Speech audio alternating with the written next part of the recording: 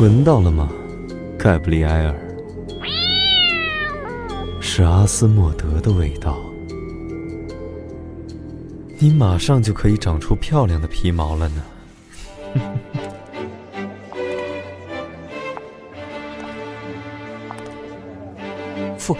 副队，恶魔的气息好像消失了。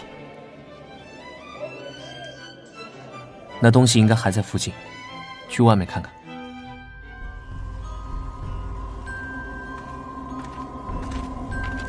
这里怎么阴森森的？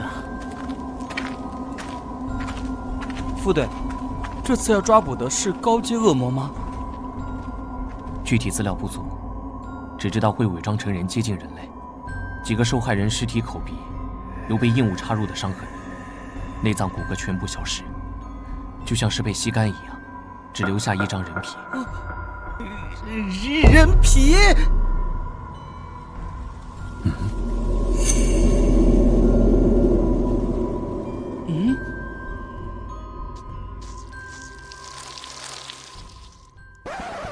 副队，怎么了？少儿不宜。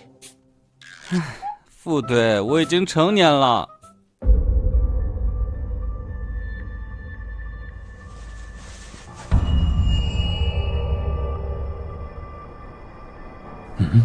不对劲。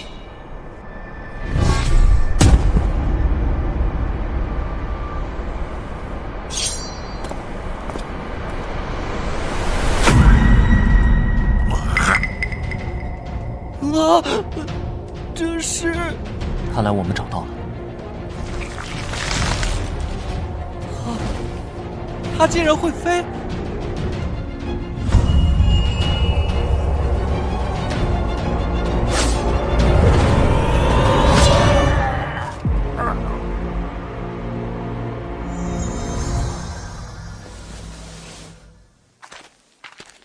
还是来晚一步。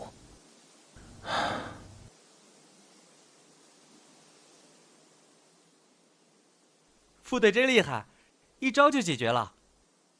尼尔，叫6队来善后，你也可以下班了。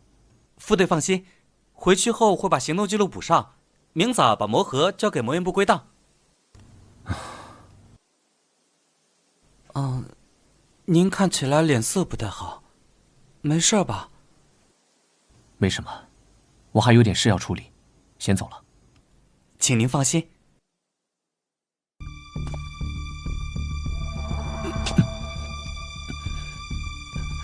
还好城堡顶层没有人。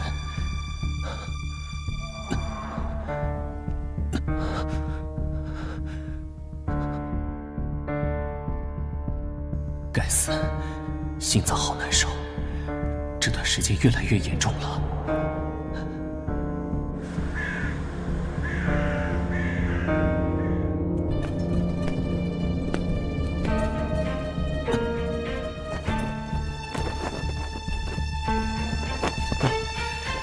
终于找到你了。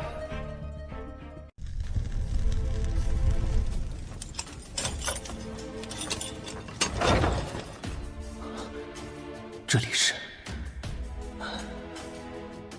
醒了？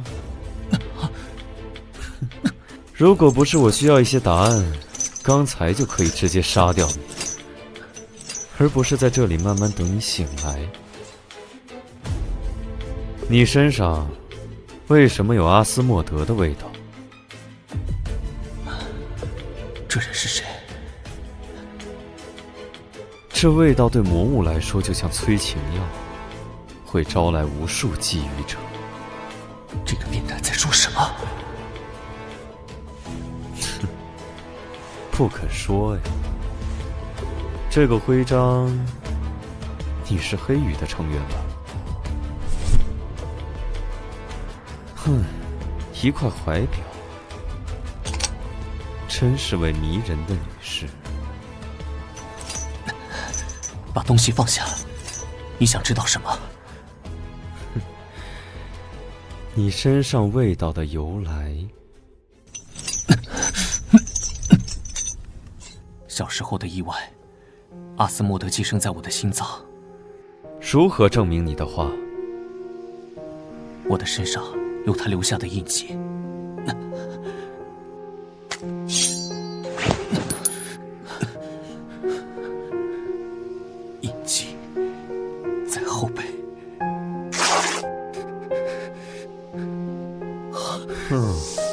有趣。原来如此，虚弱的恶魔借用漂亮的人类躯壳蛰伏，以待复活。据说这种暗玫瑰色的印记会随着时间慢慢绽放，当延伸的印记在前胸心脏处交汇时，就是你的死期。我知道。印记一旦进入绽放期，被寄生者剩下的寿命就不到1年了。看样子你离死期不远了呀。你的心脏我预定了，在你濒死时我会来取走，不会让你的灵魂落在恶魔手中。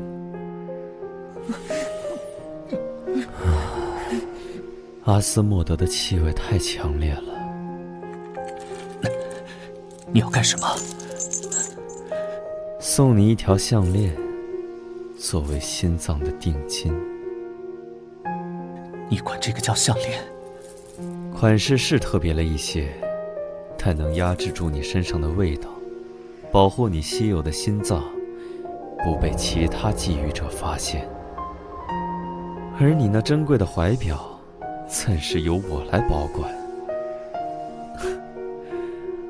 晚安，我的睡美人，我们还会再见面的，用不了多久。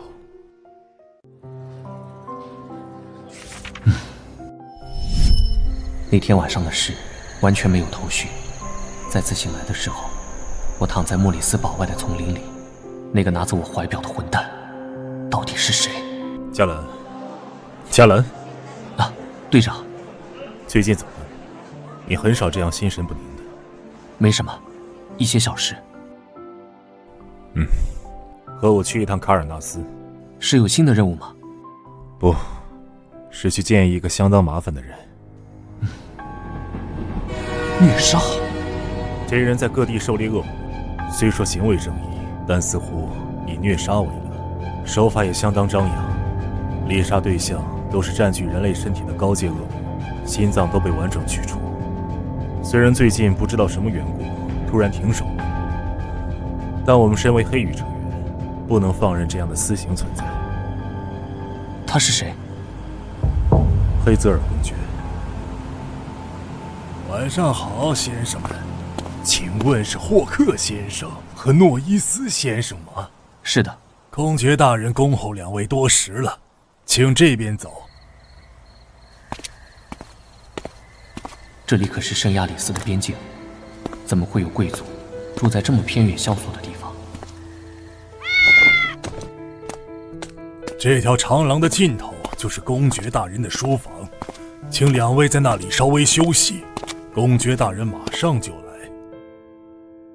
啊，先生，我能留下来参观一下公爵大人的长廊吗？您请便。霍克先生，我们先去书房吧。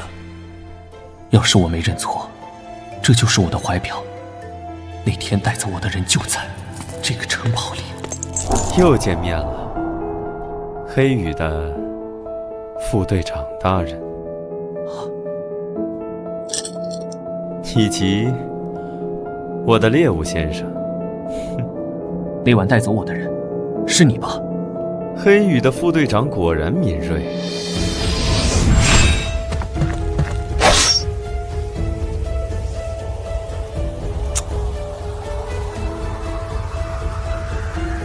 不愧是黑羽成员，身手不错。少废话，把怀表还我！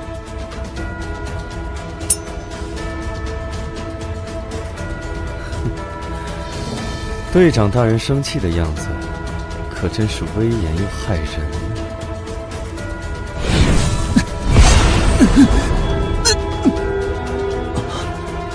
现在可以安静的谈谈吗？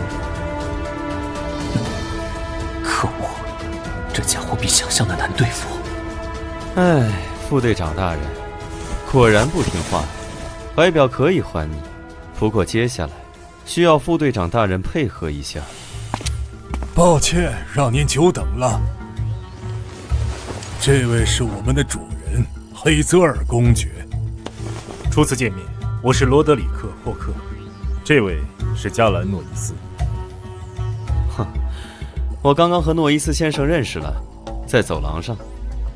他很喜欢我的雕塑们，我们聊得相当投缘。这次我们前来拜访，想必公爵大人也能猜到原因。不用这么拘束，叫我黑泽尔就好了。前段时间的事情只是一个正义的公民应该做的，还劳烦两位亲自跑这一趟。明明在狩猎恶魔阿斯莫德，说的冠冕堂皇。虽然除掉了祸患，但您的正义感也给黑羽造成了一些困扰。要疏解民众恐慌，还要应对政府施压，我们的工作也很难推进，希望您能理解。我本来也在为程序正义而苦恼。刚刚在走廊里，诺伊斯先生提出一个绝妙的建议，鬼话连篇。他热情地邀请我加入黑羽，这样既能为民除害，又不会令黑羽难做。而且，加兰说他正好缺一个固定搭档。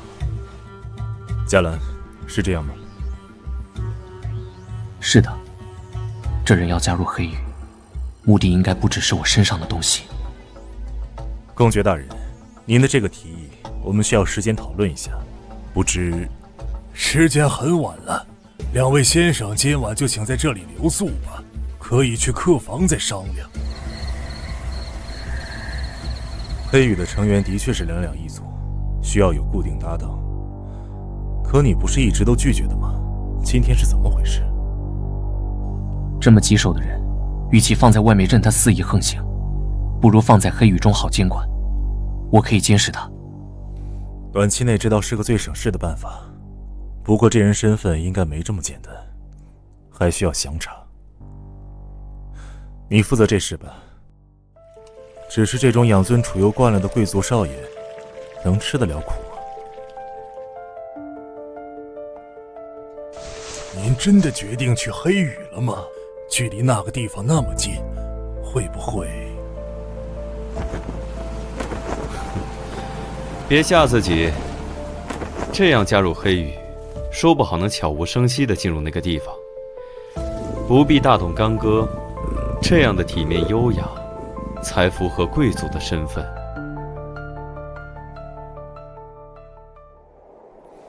昨天的提议，我们商量后觉得很好，欢迎您加入黑羽。首都那边还有些事务需要处理，我们就先回去了，期待您早日入队。这是我的荣幸，不过还请您对我的身份保密，给大家带来压力是我不愿看到的。诺伊斯先生，我未来的搭档。回见。黑羽，全称圣亚里斯黑羽骑士团，总部位于圣亚里斯的首都光之城卢米诺斯。黑羽骑士团直属于女王陛下，是维护世界和平、世界性的组织。骑士团一直在世界各地寻找各领域有天赋的人才，吸纳并培养成为团队中的精英，守护世界秩序。黑羽特别行动部的副队长加兰诺伊斯一向独来独往，是让菜鸟新人瑟瑟发抖、望而生畏的存在。不用瞪着我吧，我可不是非法闯入，是宿舍管理员带我过来的。别乱动，我可不希望每次见面都绑着你。这还不是拜你所赐？项链不但能压制恶魔的气息，还能减缓心脏发作的次数。被恶魔寄生的身体会逐渐虚弱，尤其是使用能力之后。想必你自己也感受到了吧？上次在城堡见面就发现，加兰大人就没戴项链，今天果然也没戴。还是说，你想由我亲自为你戴一次？他说的没错，心脏的症状越来越频繁地发作了。如此诱人的皮囊，如果被人抓了去，就不会像我这么绅士了。我有话问你，要维持活物不死，需要相当强大的幻术能力，而且还是一种失传已久的禁咒。你身为圣亚里斯的贵族，怎么知道这种禁咒的？这已经超出猎物的提问范围了。放心，不会让别人看到的。江兰大人，请带新人去总部记录备案。这里是日常工作的大厅。副队，那边那位是队长，想必你已经认识了。资料档案室，案件的卷宗都记录在这里。黑羽一向这么敷衍地对待新人吗？难道还需要我教您怎么走路吗？您的登记完成了，黑泽尔先生。之后会有工作人员为您配备生活用品。大家都想瞻仰一下加兰大人的新搭档长什么样子呢？这2位加在一起，简直是双倍的可怕。接下来去哪儿？你去哪儿我不管。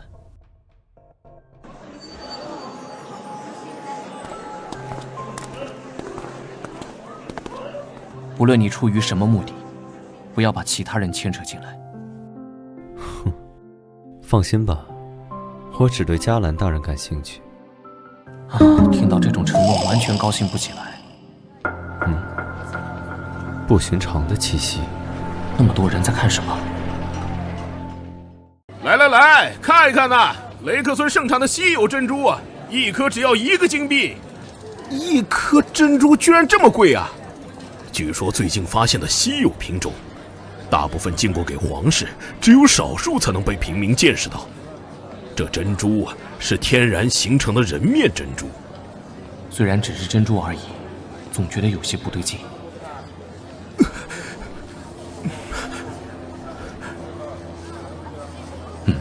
黑羽的大人，请帮帮我吧。这个人被什么东西纠缠上了？我遇到了非常奇怪的事，求您救救我吧。这里又不是流浪汉收容所，为什么要把他带进来？你不是也住进来了吗？还有，你把他吓得不敢说话了。那个……所以，究竟发生了什么事呢？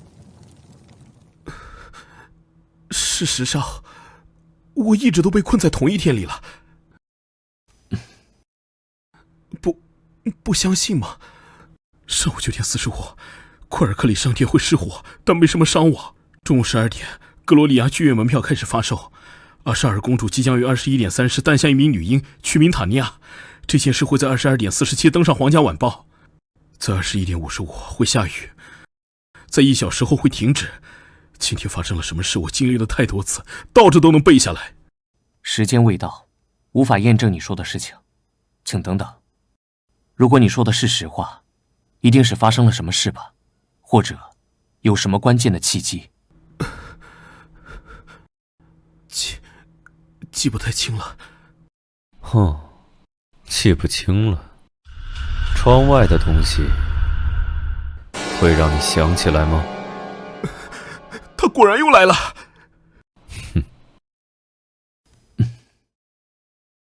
救救我！是怨念幻化的怨灵，一时还无法进入屋内。你们之间究竟发生了什么事？我叫布莱恩，艾琳娜生活在阿伊尔斯城，而我来自周围的乡镇。我是搬运工，往返于两地，时常会碰到去学校的艾琳娜，久而久之就相识了。尽管我比艾琳娜大10岁，但我们无话不谈，很快就相爱了。她的父亲是个富有的铁匠，瞧不起我的职业，反对我们相爱。于是我们私奔了，一起来到圣亚里斯生活。大城市的生活远比我们想象的要艰难，尽管省吃俭用，还是花光了积蓄。坚持了3年，还是回到了阿耶尔斯城。本以为我们多年的诚信会感动他，谁知道滚出去！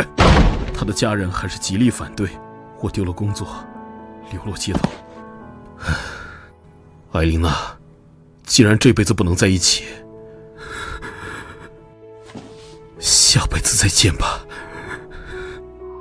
我提出了这样的要求，可是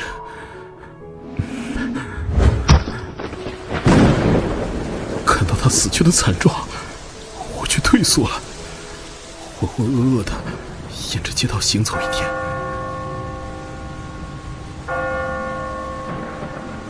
在午夜12点，钟楼声响起的时候，一切又回到了原点，又回到了那天早晨。我想也许一切还有机会，连忙跑出去阻止，挽回犯下的错误。可是四处打听，却没人认识听说过有一个叫艾琳娜的人了。失火啦！快来灭火！失火啦！快来灭火！尼洛利亚的门票已经售罄了。皇家晚报上说，公主殿下诞下一位女婴。下雨了，曾经自杀的景象又在我面前重现。她死去的样子再次在我眼前又慢慢消失。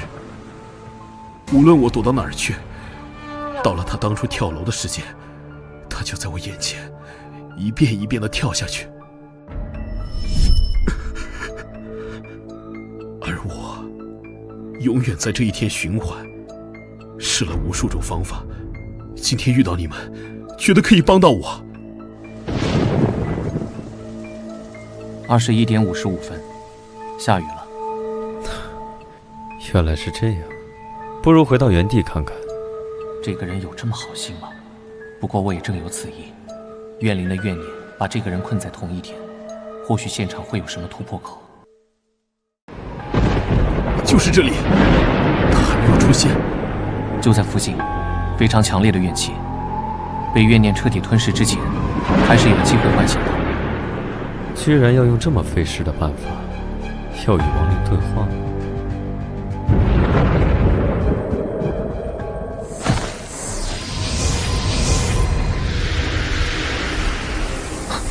听到了，痛，亡灵的声音。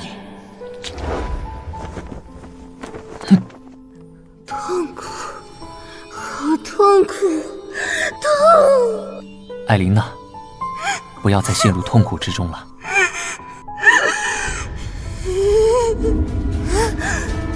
来陪我吧！走了，停止！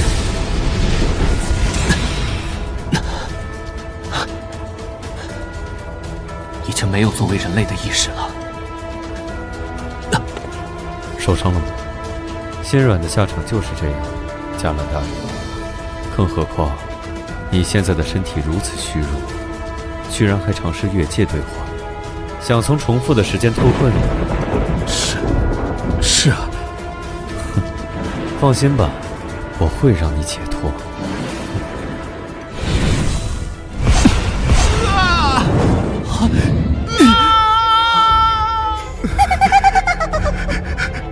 我们可以永远在一起了。解决了。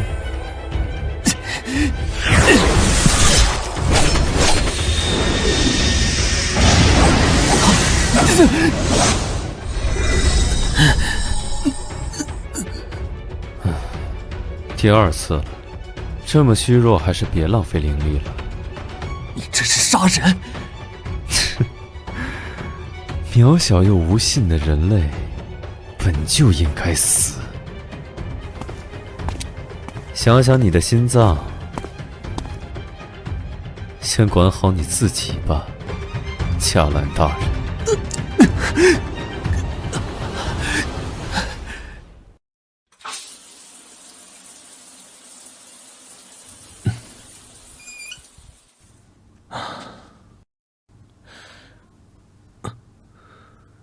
印记又扩散了一点。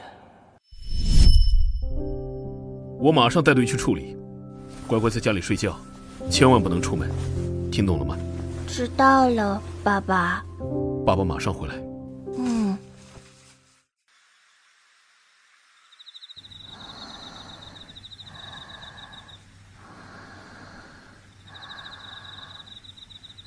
嘉兰，嘉兰，我的孩子。妈妈，妈妈好痛苦，救救妈妈！来，孩子。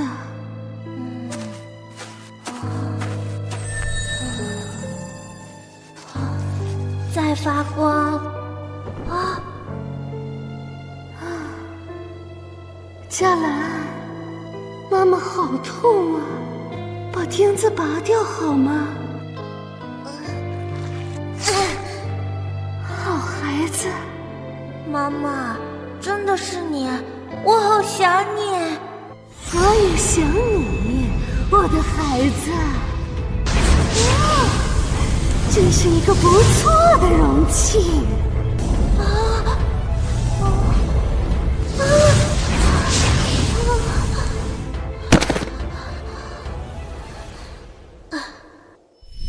再次醒来，我就已经得救了。那晚的经历只剩下模糊的记忆，谁也没料到过早越界与恶魔沟通的能力，反倒成了我噩梦的开端。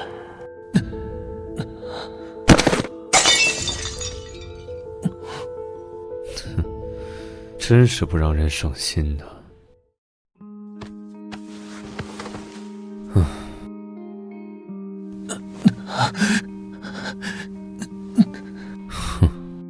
盖布里埃尔，项链在哪里？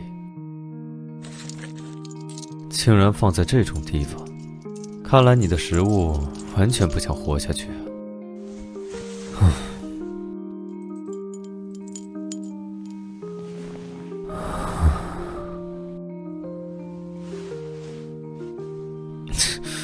该死，距离这么近，阿斯莫德的气味害我差点失控了。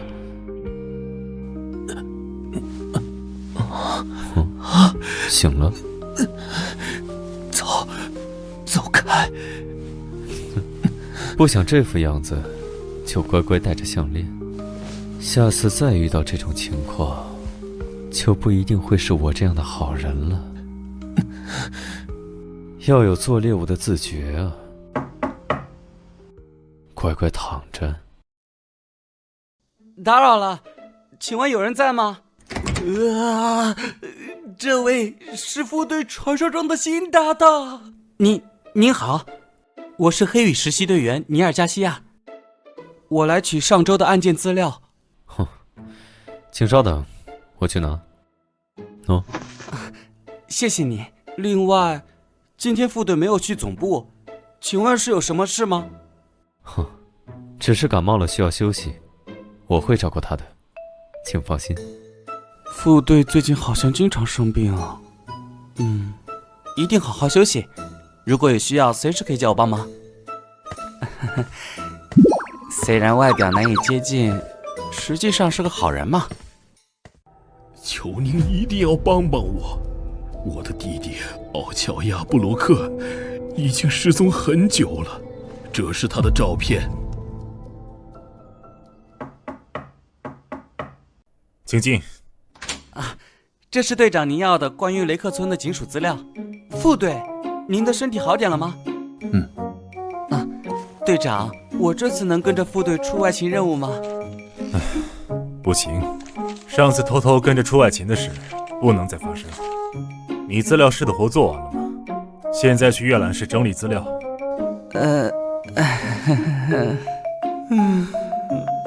入队这么久，恶魔的面都没见过几次。收到，我这就去整理资料。不出任务，他就永远无法转正了。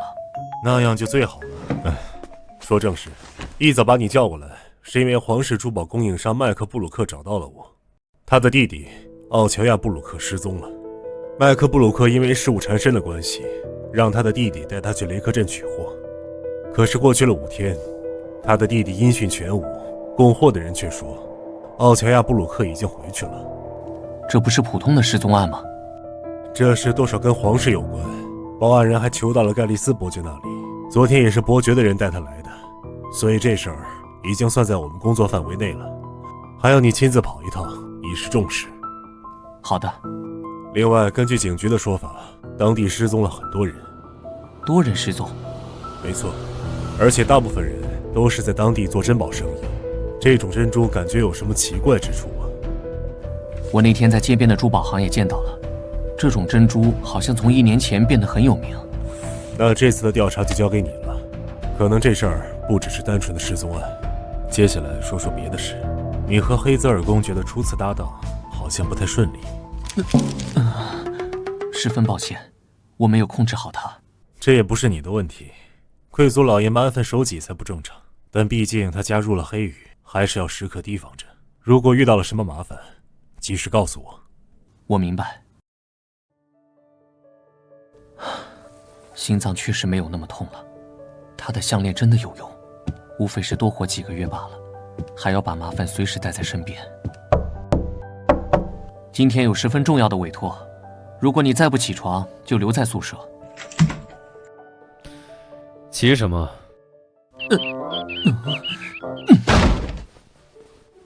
雷克村，那是什么地方？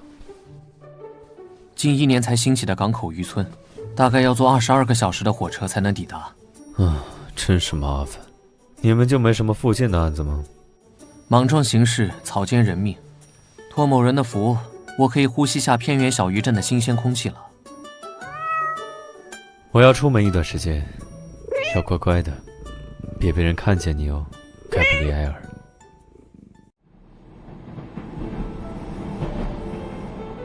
根据警局的资料，雷克村已知的失踪人数有34人。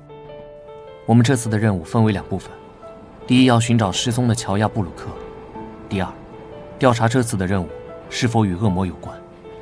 由于无法确定是否在职责范围内，这次的行动以调查为主，希望您控制住自己。如果不想长期被流放，就按规章制度办事。这次出门调查，我们需要一个身份作为掩护。卢米埃斯珠宝行老板的朋友是个好选择，而你是我远亲的堂弟，跟着我做珠宝生意，非必要情况你不必开口说话。堂弟，我已经26岁了。好啊，我会时刻谨记的，哥哥。下次给他安排一个哑巴的身份。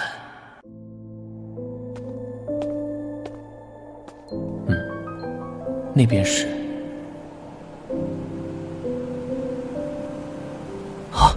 这可不止34件失踪案例，远超加兰大人预估的规模呀。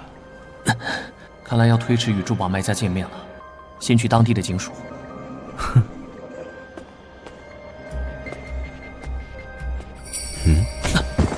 你小点声，别把跟着我们的尾巴吓跑了。在哪儿？你的3点钟方向，看到了吗？放开我，人已经走了。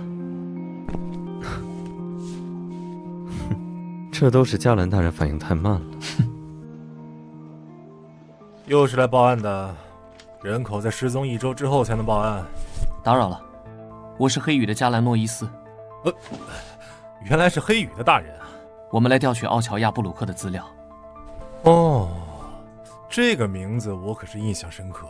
要知道他的哥哥麦克布鲁克前段时间才在雷克镇雇人大张旗鼓地搜寻了一番，如你所见，他们无功而返了。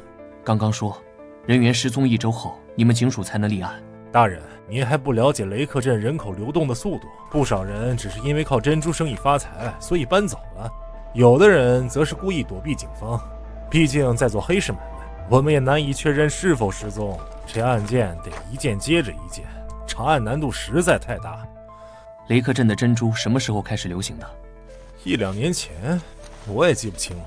给您，这是关于奥乔亚布鲁克的调查资料。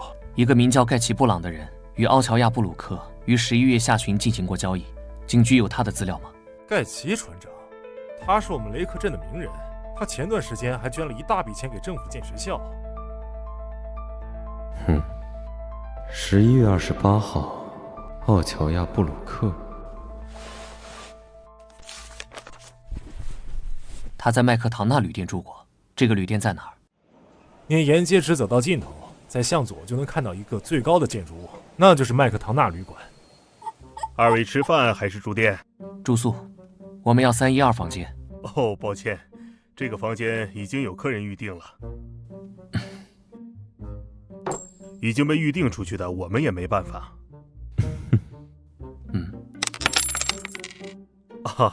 那我想想办法。不过312是单人间，你们2位……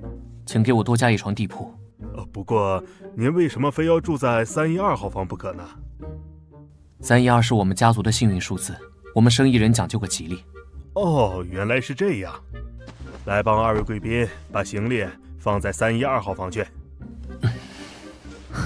加兰大人也有张口就说瞎话的本事啊。2位是初次来到雷克镇吗？没错，我带着我的堂弟来这里做珍珠生意。来雷克镇的人10个里8个都是来做珍珠生意的，我倒是也略懂些门道。是吗？老板不妨给我们添杯酒，慢慢讲给我们听。在我们西边相邻的小国，有一位叫法伦的公主。法伦公主偷偷爱上了自己英俊的侍卫戴米安。戴米安是个严肃的人，却对公主十分温柔。有一天，戴米安经不住公主的苦苦哀求，偷偷带公主溜出宫殿玩耍。公主意外扭伤了脚，戴米安小心地背起了公主，公主就忍不住亲吻了他的脸。尽管夕阳很红，公主还是看出了他红了脸。两人互相明白了心意。可是就在回宫的路上，两人遇到了刺客袭击。戴米安为了保护公主受了伤，公主也受伤晕了过去。公主昏迷了2天2夜才醒过来。醒来后发现没有熟悉的身影，她连忙问身边的侍女戴米安呢？在公主的追问下，只好回答：因为擅自带公主离开宫殿，戴米安已经被国王处死了。公主不顾阻拦，冲到了城门口，看见了被吊死在城墙的戴米安。公主晕了过去。再次醒来，公主没有哭，只是喃喃自语：再也没有人为我的餐点上装饰笑脸了。曾经活泼的公主变得少言寡语，城堡再也没有过去的欢乐笑声了。这时，一个珠宝商人的人献给了公主一颗珍珠。这颗珍珠上面隐约看到了一张脸，样子和戴米安有7、8分像。公主随手把珍珠放到了枕头下，夜里竟梦到了一个长相和戴米安类似的人。公主在梦中抱住他，诉说着自己的思念。自从有了珍珠，公主逐渐好转了起来，仿佛有了精神寄托。国王很高兴，奖赏了那个珠宝商人一大笔钱。从此之后，这种能让拥有者在梦中见到挚爱之人的珍珠，就在贵族和皇族间慢慢流行了起来。什么东西一旦与这些贵人们有了关联，自然就能卖出高价。尽管故事的结局是个悲剧，但怎么可能阻挡得了人们的向往和痴迷呢？这个珍珠售价极高，让发现它的盖奇船长成为了雷克镇最富有的人。他尽管已经富得流油了，还是坚持自己出海，对珍珠的捕捞地点守口如瓶。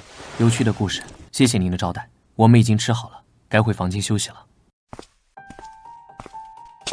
这就是那个倒霉蛋的房间，跟这帮人套不出什么有用的信息，倒是让我损失了不少钱啊。加兰大人，您该怎么补偿我？回到总部以后，你可以申请报销。你不是公爵吗？这珍珠在你们贵族之间流行，你有吗？说笑了，我一个住在卡尔纳斯边界的落魄公爵，哪能够到这种稀罕物？满嘴跑火车，警员没有及时封锁，房间不知道已经住过几次人了。就算有什么痕迹，也被扫得干干净净。至少目前没有看到翻新的迹象，也没什么打斗的痕迹。过去1年，雷克镇记录在案的失踪人数为143，失踪人员涉及各个年龄层，以15至30岁的年轻人居多。失踪的大多都是本地人，其次就是雷克镇附近的地区，他们职业各异。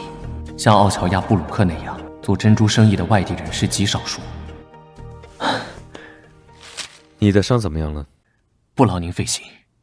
喏、啊，这是你把物证从警局偷出来了？哦，偷？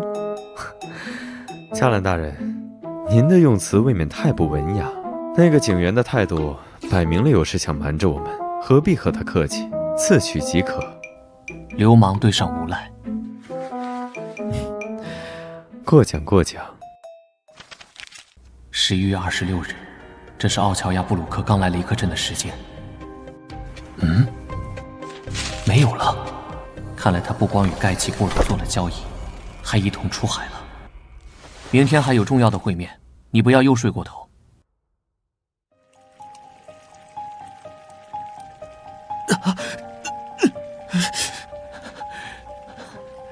怎么又开始了？开玩笑，难道已经严重到一刻也离不开项链的程度了吗？不对，这次好像更严重了。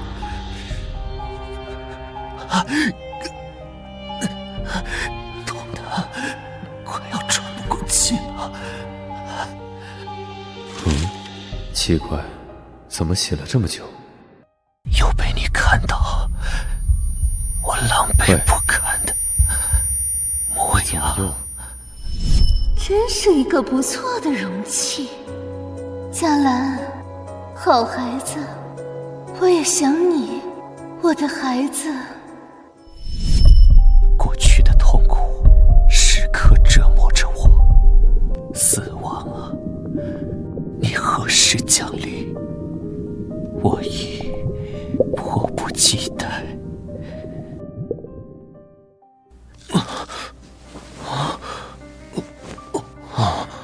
我就一个洗澡的功夫，您差点就咬舌自尽了。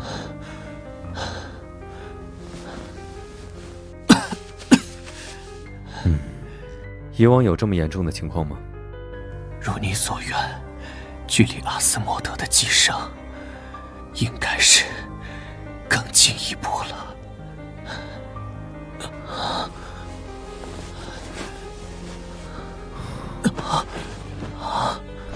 干什么？我看……滚开！行了，别乱动。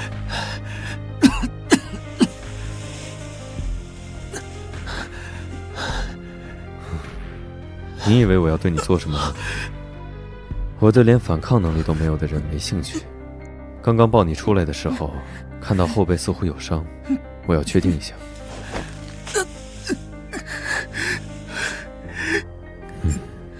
好好面对被恶魔寄生会逐渐衰弱的现实吧，尤其是心脏发作之后，会虚弱到任人摆布，这个时候逞强是没用的。我下楼拿点药，你别乱动。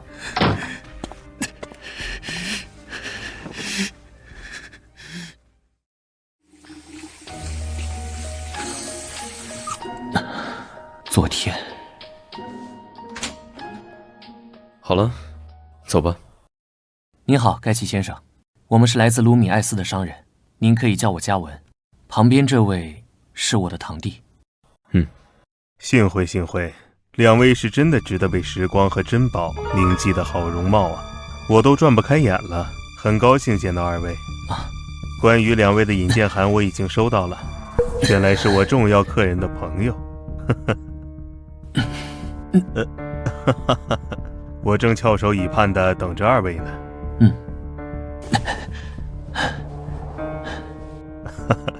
我们可以先去展厅看货，然后再详谈。到了，这就是我们享誉盛名的珍珠，怎么样，很美吧？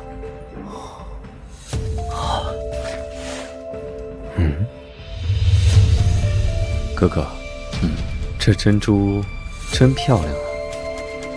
我实在是太喜欢了，可以先买一颗吗？两位是我重要生意伙伴的朋友，这颗珍珠就当是送给两位的见面礼了。抱歉，让您破费了。哪有的事？两位这样的容貌，才配得上如此美丽的珍宝啊！您过奖了，这么美的珍珠，我们什么时候才能订到货呢？真是不巧，这段时间订单太多，大概是没什么存货了。的确没有了，船长。我们急需这批货物，价格什么的好商量，还请您通融一下。这可太叫我为难了。不过，看在熟客介绍的份上，我给你们破个例。正好我明天有出海计划，可以带着2位一起。有什么收获，可以第一时间与2位交易。好啊，合作愉快，2位。这是帕吉特农庄的典藏，请2位慢慢享用。谢谢。其实我一直很好奇，像您这么富有的人，为什么还坚持亲自出海呢？那是因为我对大海的爱呀。只有我们知道，那片充满暗礁与漩涡的海域有多么迷人。了不起，我敬佩一切热爱事业的人。如果您需要更多的资金，我愿意提供帮助。不好意思，加文先生，物以稀为贵，我可不想赚钱的道路变得拥挤。这样啊，是我唐突了。时间不早了，我们要早些回去，为明天的出海做准备。好啊，明天见，2位。希望我们合作愉快。这次也许会大赚一笔啊。这2人大概不像表面看起来这么简单。我们的人在车站就看中了他们，看见2个人在巷子里搂搂抱抱，不是一般的关系。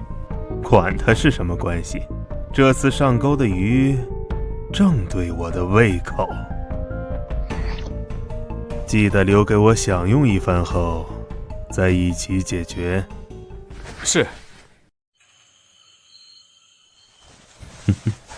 你是不是看出什么了？可以感受到诡异的气息，但我也不确定，所以才问那个狡猾的老狐狸要来一颗。喏，你看看。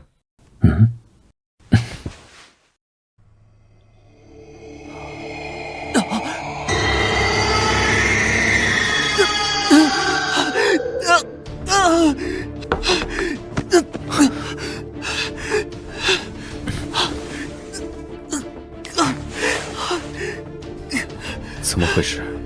只是一颗稍有亡灵残息的珍珠而已。喘不过气。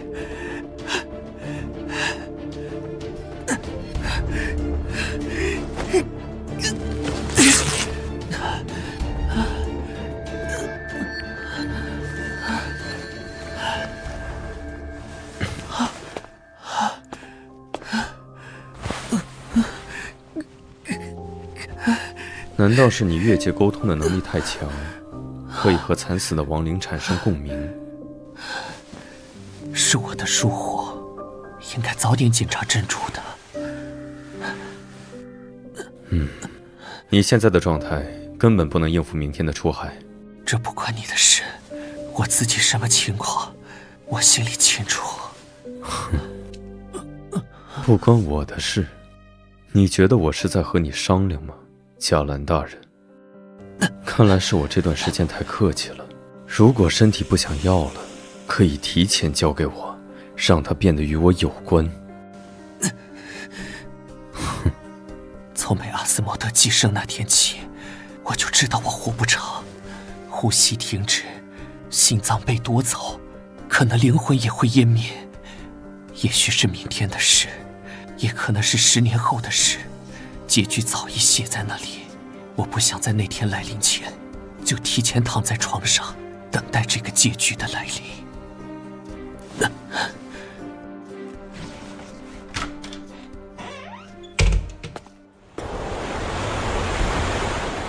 欢迎来到塔尔伯特号，各位，今天真是个适合捕捞的好天气。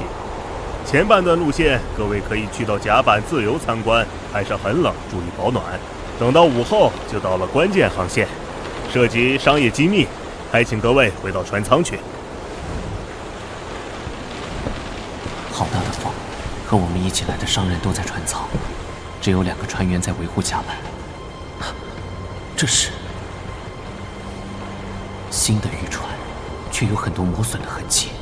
这个艰巨的划痕，像人类手指造成的。风这么大，回船舱里去吧，哥哥。你要我问的，我已经打听过了。塔尔伯特号是盖奇船长新购入的渔船，船上的成员大副、二副和船员，包括事务员在内，一共16人。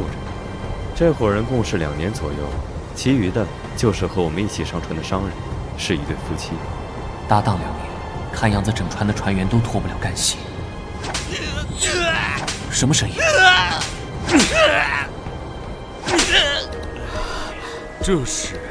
只是在教训偷懒的家伙罢了。不好意思，一点小事就惊扰到各位。不准叫了。低级的爱好。哦，对了，马上就要到秘密航线了，希望各位回到船舱里去。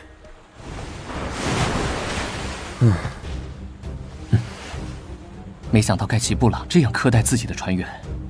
没错，他的船员竟是些独眼、瘸子、缺牙，看来都是这位船长干的好事儿。但他们仍然跟着盖奇布朗出海工作，还坚持了2年，看来这份工作很挣钱呢。既然如此，这些人还有必要留着吗？如果他们真的有罪，裁决他们是当地警署的事，而不是供你虐杀用的。太遗憾了，我可不会轻易让赫斯特姆出现。有幸目睹我使用能力的，还活着的，你是唯一一个。难道我还应该感到荣幸不成？你能控制好自己的行为，我就谢天谢地了。先生们，你们的晚餐。最后的晚餐来了，加兰先生，真是令人期待。不知道这饭菜里加了哪种药呢？你小点声，他们可能还没走远。啊！你要干什么？一个玩笑。也许我会提前被这个人气死。没想到你这么关心我呀，哥哥。这个容器装饭菜正合适。谢谢您的款待，非常美味。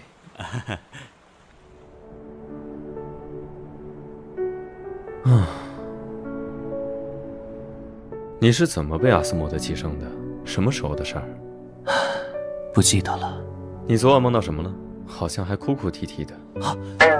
谁哭了？假装中了迷药，可不能这样大喊大叫啊，哥哥。你，有人过来了。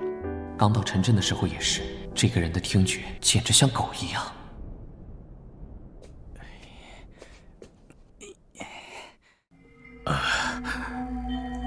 睡得真香啊！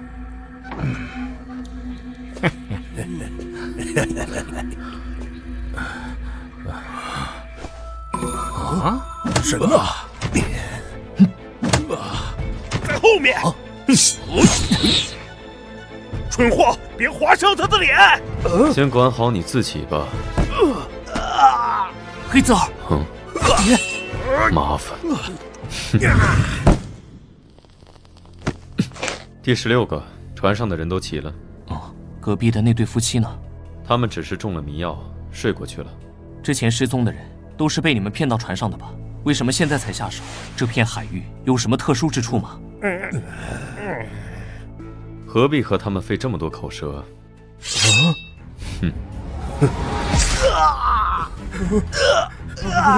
这个部位虽然疼，但不会死，是绝佳的真化出口，真化就会和血一起涌出来。乳臭未干的小子，就算是杀了我，也不会告诉你的。别担心，我不会杀你，我还有一件礼物送给你，先生。什么？由你的鼻子、耳朵、眼睛穿成的项链。你可以选择接受礼物，或是说出真相。从您的眼睛开始，也许一只眼更有助于您瞄准方向。不要啊！我说，怎么样，副队长大人？你在刑讯逼供这方面很有造诣啊。我有一对智力低下的双胞胎儿子，那时我们太穷了，每顿饭只有混着木屑的黑面包，近海打不到鱼，我只好带着兄弟俩去了新的海域。我记得那天天空阴沉沉的，让我感到心慌。好大的雾啊！不好了，船长，大卫跳到海里去了，我们正在找他。啊！你们怎么不看好他？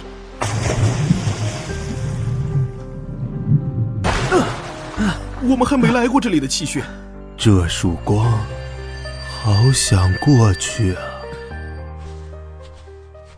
这是我的孩子啊！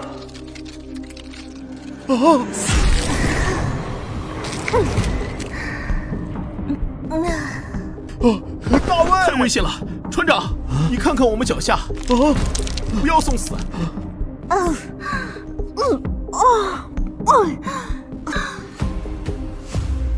那是什么？怪物的外壳合住了，我们无法破坏，我们就把它吐出的珍珠拿走了。大卫死了，我很伤心。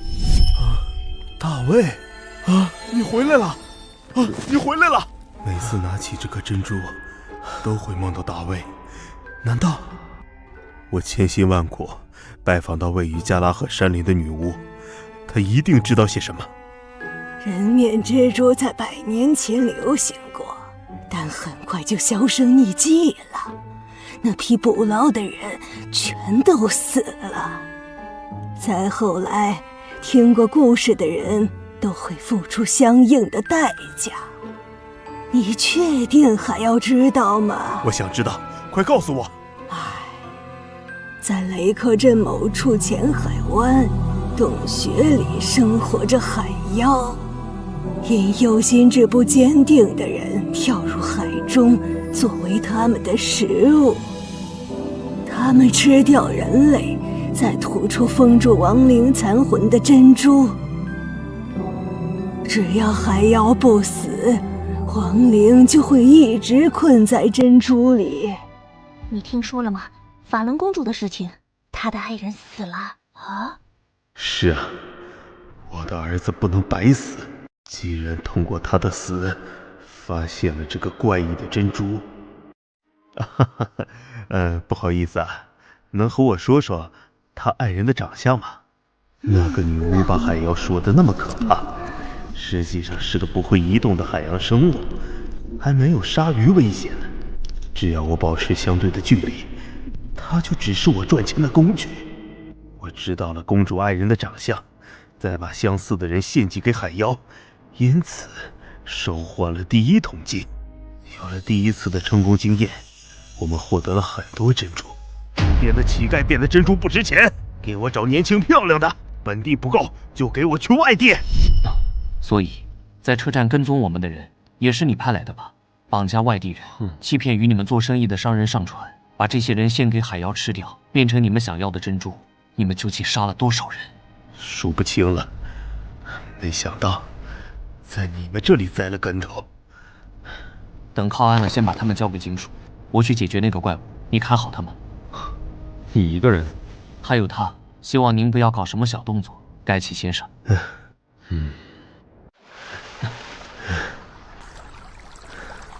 只是会制造幻想的低级恶魔，在普通人眼里是美丽的少女，但这洞穴充满诡异的气息，不是这种等级的恶魔能散发的。怎么了？好像阿斯莫德的香味。糟了，怎么回事？水下好像有东西在动。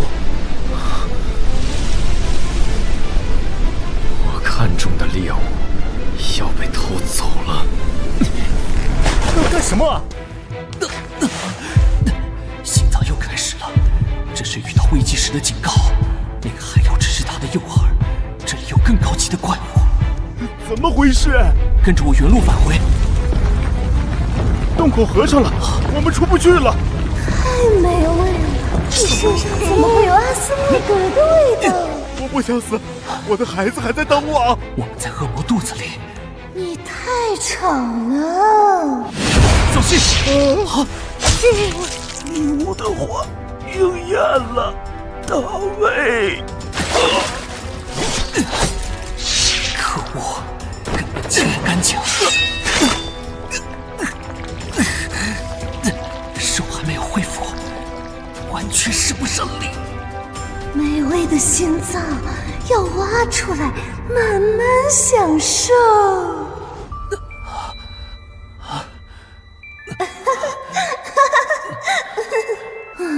这都是幻觉。想反抗吗？新鲜的血液让我更加兴奋。享用我的晚餐。闯入者，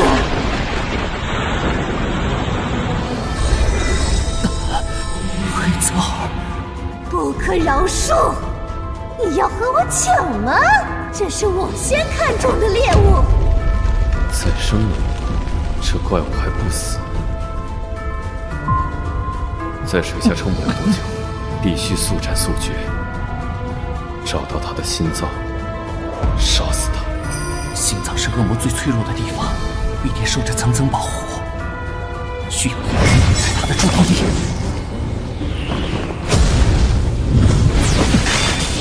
你跑不了的。他的心脏可能在眼睛和触手最密集的地方。吃了你！现在还不是倒下的时候。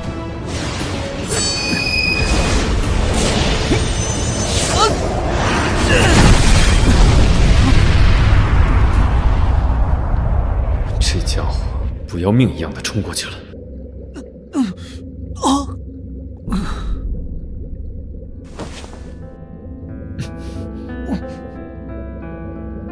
当你的灵性随风飘荡的时候，你孤零而失神的对别人，也就是对自己犯了过错。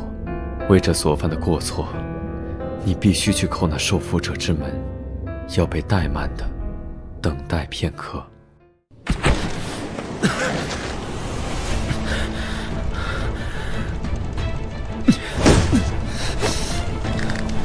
你是在找死吗？还是只会自杀式攻击？这么想死，就该把你关起来折磨到死。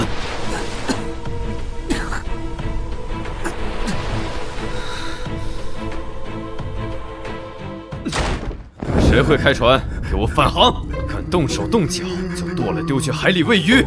还有，拿一下止血的药来。项链断了，用这种方法摆脱幻觉，还真是他会做的事。随时可能会死掉啊！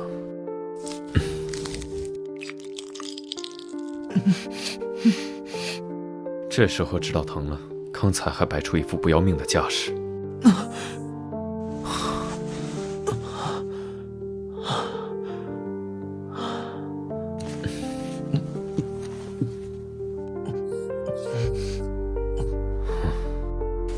浪费时间，要是能直接吃掉就好了。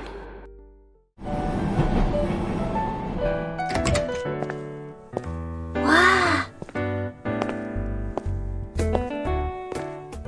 这里，队长很担心两位呢，让我一定要早点来。还是先把这块牌子收起来吧。副队的情况严重吗？大部分是皮外伤，目前还在发烧，已经提前联系了医疗部上门检查。我们尽快回去。这是什么？糖衣杏仁。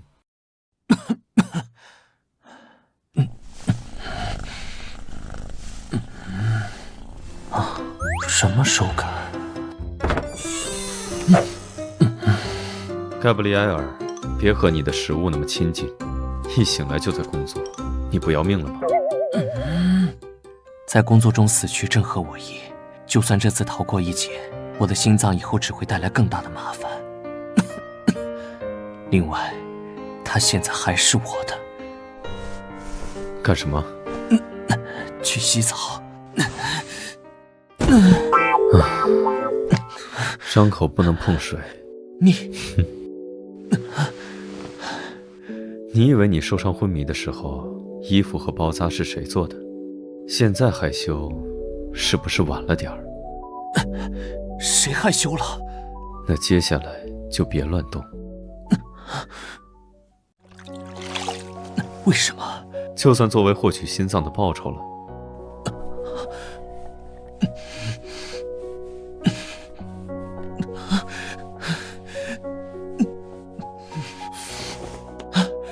可以了，我自己来。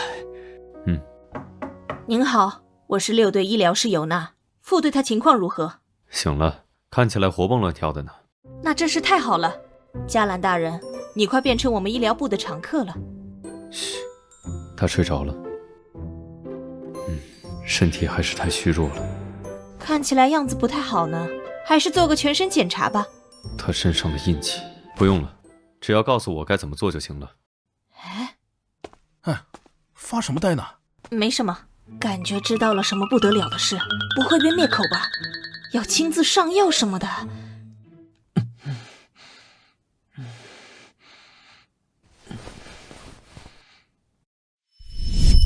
嘉兰，嘉兰，爸爸，都是爸爸的错。自从妈妈不在了以后，爸爸忽略了你，没有发现你过早的觉醒了越界沟通的能力，让阿斯莫德侵占了你的心脏。在恶魔即将苏醒的时刻，心脏的能力是最强的，会有无数恶魔想要吞噬你的心脏。爸爸没办法救你。对于这个世界而言，阿斯莫德寄生成功或者被其他恶魔吞噬，两者都是糟糕的结果。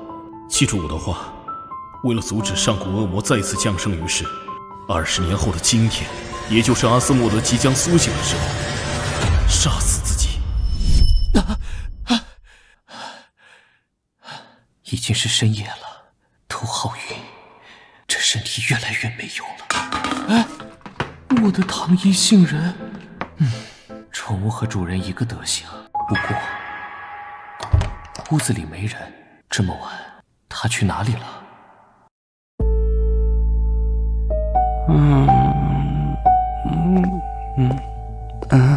副队让我来查个资料。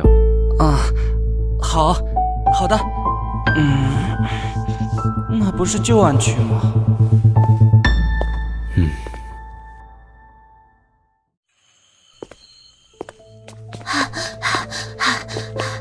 是这个街道送信的小鬼。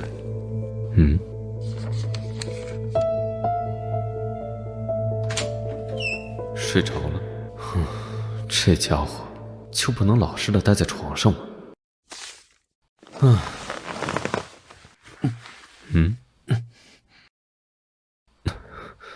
阿斯莫德目前还在沉睡，在察觉到危险靠近的时候，会释放气息，迷惑附近的捕猎者。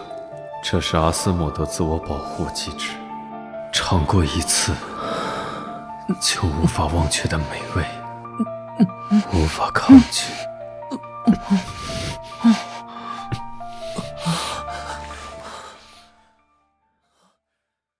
更严重了，按理说体温应该降下来才对，现在反而……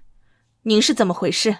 只是小问题，吃点药就可以解决。可是……尤娜，感谢你凌晨跑一趟，现在你可以回去休息了。记得让副队按时吃药。我明白。抱歉，刚刚是我失控了。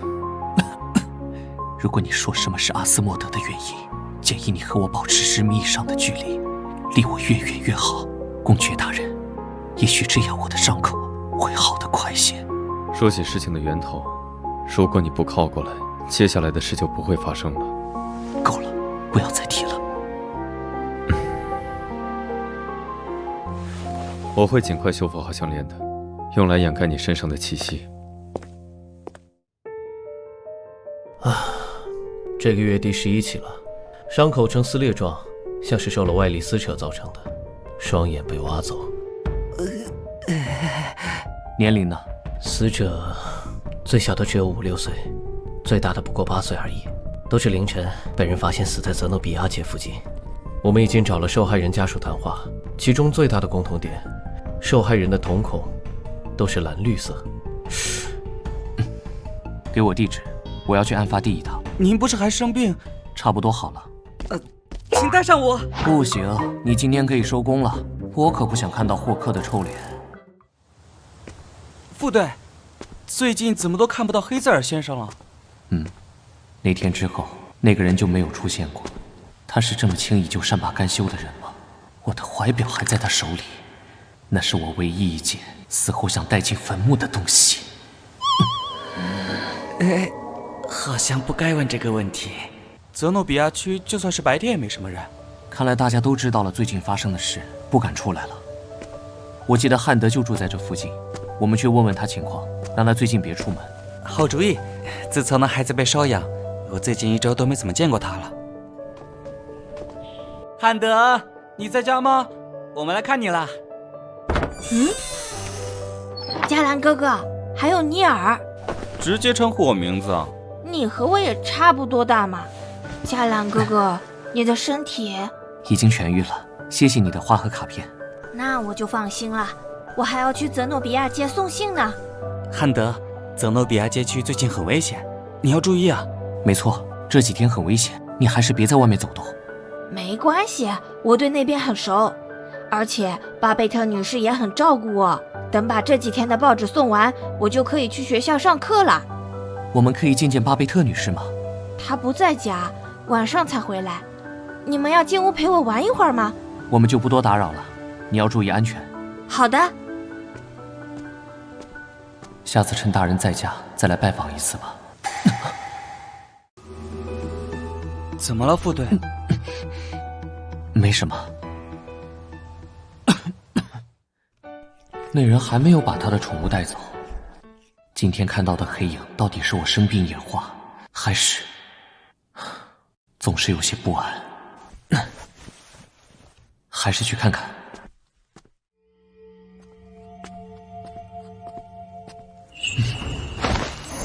谁？黑泽尔。好久不见，看来拿剑指人是你最喜欢的打招呼方式啊。你怎么在这儿？你跟踪我？只能说碰巧，我就在这附近，也听说了这片街区的事情。我想，不安分的某人，也许会在夜晚来到这里。别跟着我，很奇怪，他的状态很奇怪，我甚至能感受到他周围杀戮的气息。难道他又出去进行他所谓的狩猎了吗？不管了，先办正事。这么晚就别在街边乱晃了，早点回家找妈妈去，年轻人。你们难道没有听说最近发生的事儿吗？再往前走就是203公寓了。别告诉我你们是故意去那边探险的啊！203公寓怎么了？那是个凶宅，也许是200年前，或者是100年前，管他呢。在那里发生过凶案。现在凶宅的主人是一个怪女人，白天都看不到人影，只有晚上会裹着披风出来，从没有人见过她的脸。夜晚房子就会隐约传出小孩子的声音，还有弹珠声，可白天又不见小孩的影子。被低廉房租吸引而搬过去的人们，住一小段时间就会害怕的搬走。我就是其中之一，流落街头还能睡得更安稳些。最近这片街区接连有诡异惨死的小孩，大家都说和这位古怪的女士脱不了干系。汉德不是住在那里吗？到底是什么情况？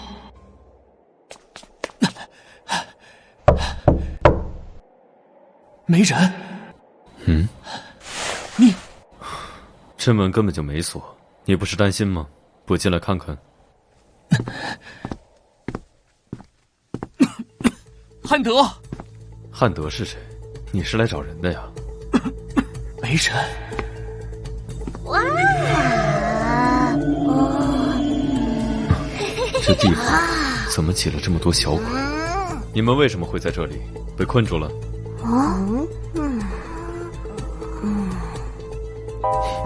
不说算了。你看到什么了？一些小鬼，有人把他们藏起来或者困住了，并没有攻击性。这阁楼完全没有人使用过的痕迹。画像，看起来有一定年代了。这么晚了，汉德会去哪里？这阁楼给我的感觉十分不好。这是古老的毛线袜，看起来像画像里的那个女人给她肚子里的孩子织的，不过并没有织完。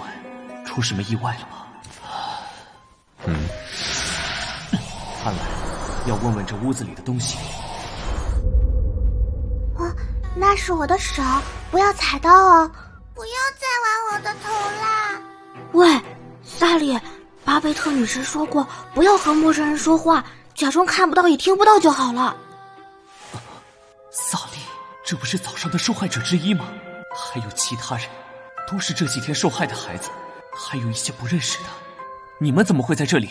到底发生了什么事了？他和我们说话啦！嘘，假装听不到就好了。谁和我说话就有糖吃。我来告诉你，我想吃。你想知道什么呀，先生？你们怎么来到这儿的？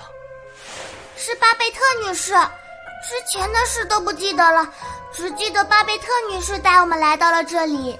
巴贝特女士，她是什么人？不知道，她现在去找汉德。汉德？他去哪儿了？越界沟通，还用这种费力的招数，只不过是为了找个人而已。汉德去送信，到现在还没有回来。你那天晚上……闭嘴！果然还在发烧就出门了，这家伙。找人要钱。不知不觉送信送得太晚了，他们好像说有片街区很危险，要绕路走，是哪里来着？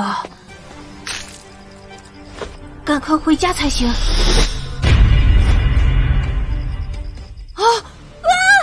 汉德，逃跑了。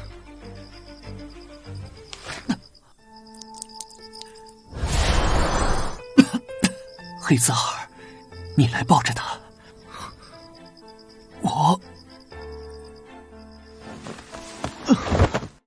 亲爱的，当我辞别人世，请别为我悲歌哀泣。坟头无需玫瑰的芬芳，也无需柏树的茂密，就用青青之草将把我遮蔽，沾着湿润的露珠雨滴。如果你愿意，可将我记住；如果你愿意，可将我忘记。啊，你醒了，加兰哥哥。我睡了多久？已经3天了。这么久？很苦吧？要不要吃糖？大人怎么能和小孩子一样怕苦呢？他还在。你先出去啊！我有话和你加兰哥哥说。哦。项链已经修好了，现在就戴在你的身上，想必你已经感觉到了吧？尽管它能让你不那么痛苦，但它就像止痛剂，并不能抑制你身体的衰败，甚至到最后，它的作用会微乎其微。你要接受身体逐渐虚弱的事实，或许还有其他的方法。我早就准备好了。算了，关于那个公寓，我看了旧档案，203号公寓曾经发生过凶杀案。什么？大概是100年的一起悬案。一个怀孕的女人被人刨开肚子，死在了阁楼。她的海员丈夫当时还在外面出海，听到这个噩耗就疯了，再也没回到过卢米埃斯。凶手带走了她的孩子，从此销声匿迹。203闹鬼的传闻从那时开始就没有断过。难道就是那天看到的黑影吗？顺便一提，那晚你晕过去之后，我正要离开。出来，远处有一个身影，散发着腐臭味，他好像想和我说什么。汉德。不过我当时没什么捕猎的心情。就这么走了？他是谁？怎么会认识汉德？哼，开玩笑的，他逃跑了，拖着一大一小2个累赘，我懒得去追。我直觉他和那个巴贝特女士有什么联系，所以又去了203公寓一趟，还是没人啊。汉德说巴贝特女士白天几乎都在家，但我过去的时候还是没有人。也许是看到我来就匆忙逃走了，挂在后门的衣角碎布印证了这一点。这个味道是那晚遇到的女人身上发出的腐臭味，难道她就是巴贝特？她已经不是活人了。你是说她已经死了？一个幽灵怎么会领养孩子？灵魂会忘记自己是谁，得以安息，但如果有了执念就不一样了。203公寓的主人也许从没有变过，巴贝特·琼斯。一屋子小鬼，也许都是屋主杀的呢。幽灵附在别的物体上袭击人类，又不是第一次了。失去孩子的母亲不太可能这么做，她还领养了汉德，要是想杀掉，早就动手了。而且这样没法解释受害的孩子眼睛被挖去这件事。受害的孩子都是蓝绿色的眼睛，而琼斯夫妇都不是。相同颜色的眼珠？你是不是知道什么？没什么，我倒是知道有一个仪式。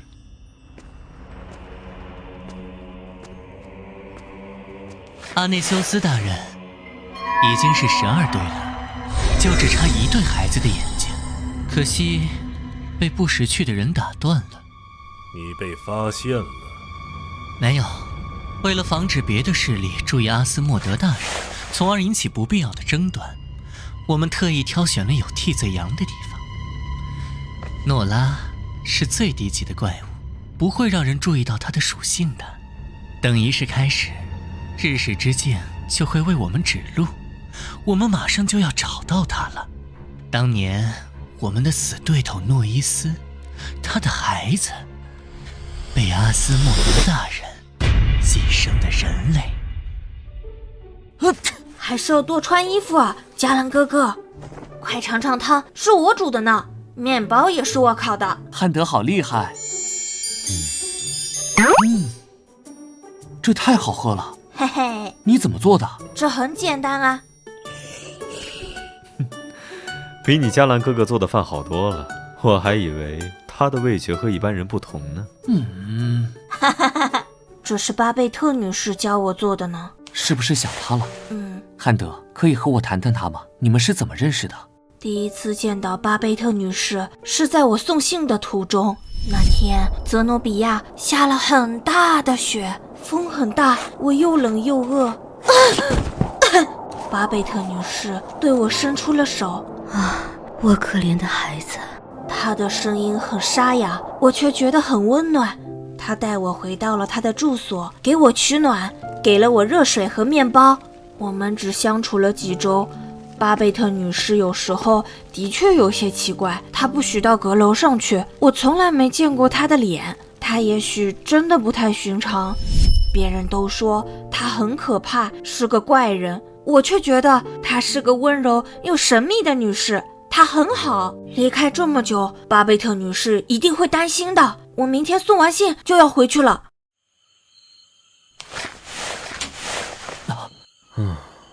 我就知道你不会闲着。食物是带有记忆的。我的小加兰，饿了吗？一直趴在这里看。稍等等，黄油融化后就可以放鸡蛋液了，加了牛奶和芝士，很香是不是？是我再也找不回的味道。吃吧。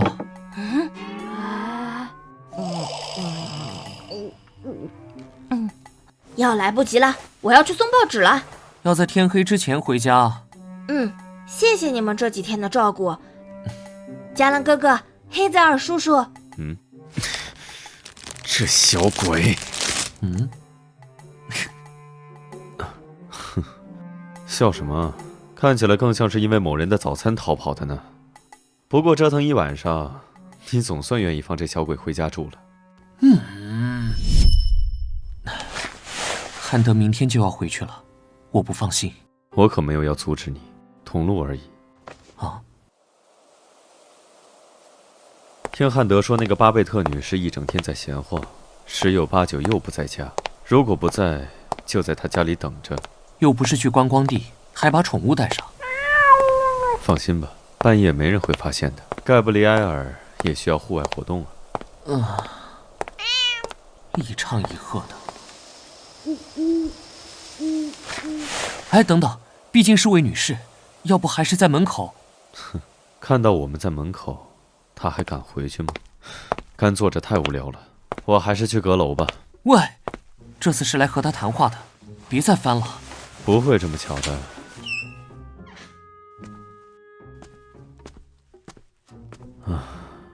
还真是巧。他应该不会欢迎从他家衣柜里走出来的人。好挤，手要没处放了。这么小的空间，就算是戴着项链，也可以闻到一点。不要再乱。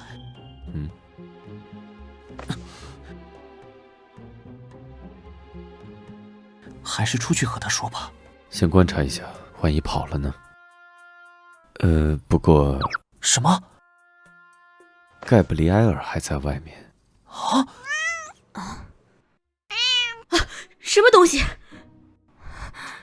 一只猫？你从哪儿来的？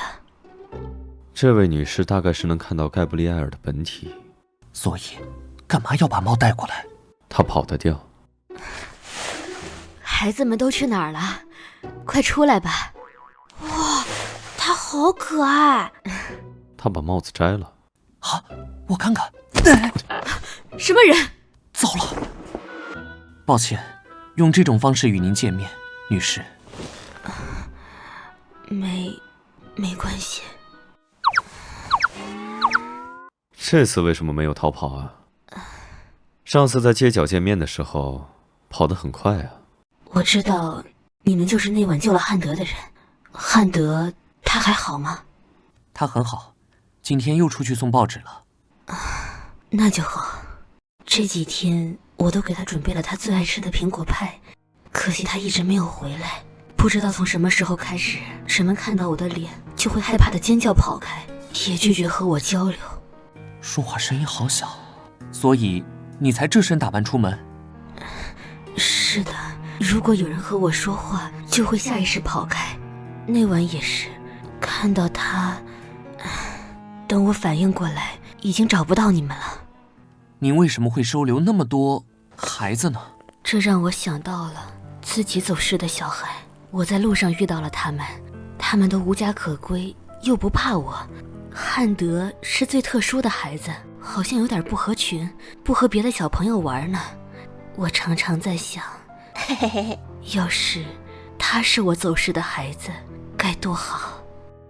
能和我们聊聊吗？关于你走失的孩子。其实关于那段记忆很模糊。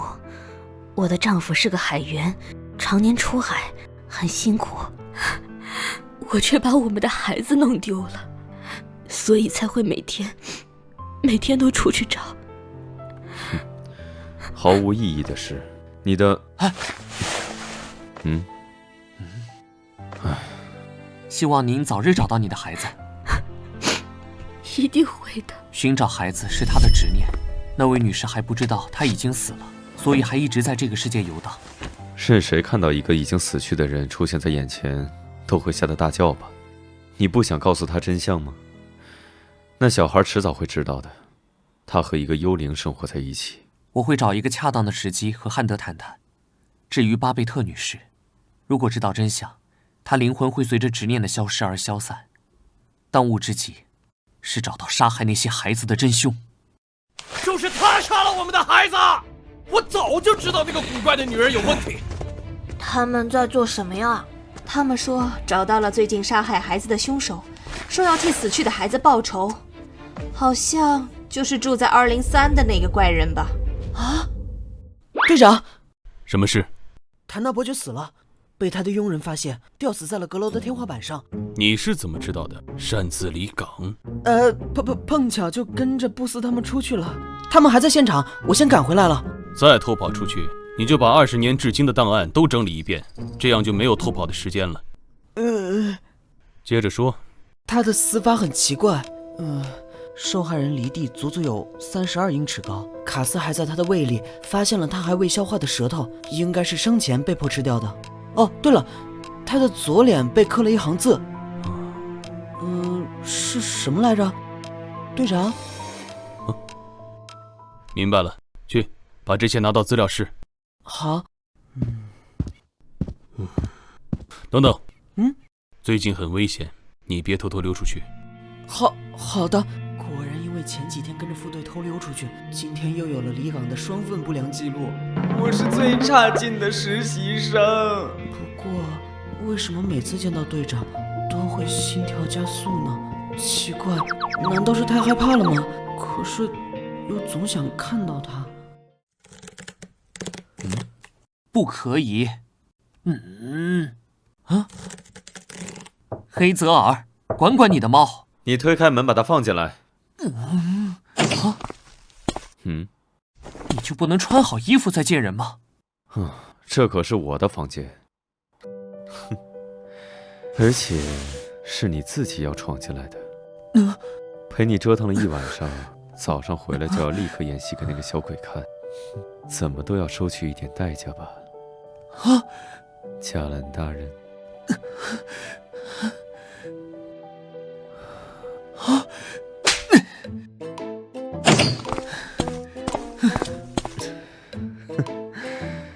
下手还真狠，偶尔斗一斗还是蛮好玩的，要常见到那种表情才行。那个混蛋，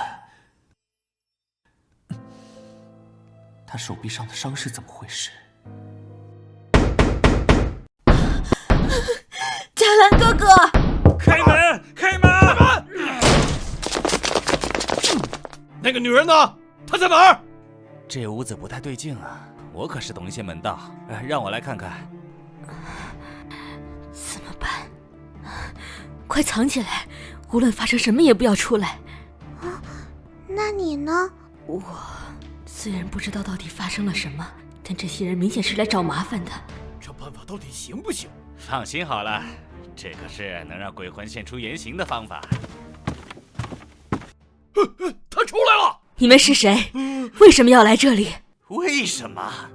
这要问问你自己，对那些孩子做了什么？啊？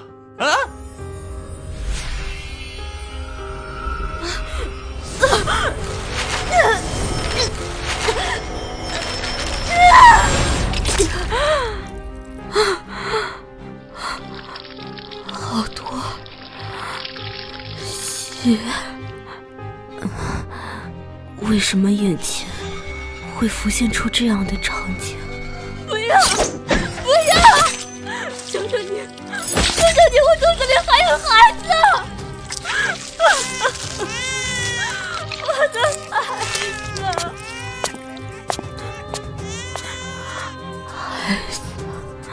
孩子！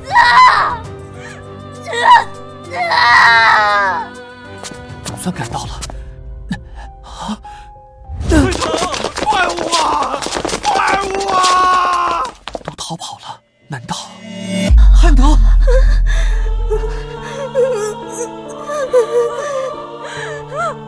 巴贝特女士，我的孩子！危险！汉德，他已经失去神智了。让我来。每次越界沟通都是会对身体产生损耗，尤其是他现在这种状态。为什么想要去阻止他，为不相干的人做到这一步？真的值得吗？是为了让无处可归的灵魂安息，还是为了关心他的人不再痛苦？好像明白了一点。巴贝特女士，别过来啊！汉德，我会吓到你。可是你说过，如果抱一抱，伤口就不会痛了。你流了那么多血，一定很疼。